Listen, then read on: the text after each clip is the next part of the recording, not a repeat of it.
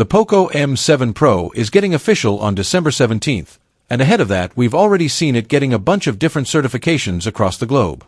It was also teased not once, but twice by the brand itself. Today the phone has been spotted in the Google Play supported device list, which is another prerequisite step for a launch.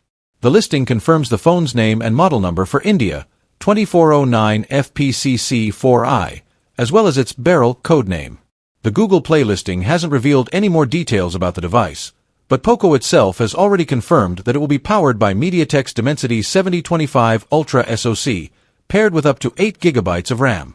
The Poco M7 Pro will run Android 14 with HyperOS on top when it launches, and will be supported with 2 major OS updates and 4 years of security patches, so it will end its life on Android 16. It has a 6.67-inch FHD Plus OLED screen with 120Hz refresh rate, 2100 nit peak brightness, and Gorilla Glass 5 on top. The handset's main camera will have f/1.5 aperture and will use Sony's Lisha LYT600 sensor, while for selfies you'll get a 20MP snapper. Other officially outed specs include a 3.5mm headphone jack and stereo speakers with support for Dolby Atmos. If all of these specs sound familiar, it's because they're identical to those of the Redmi Note 14, which is already available in some markets.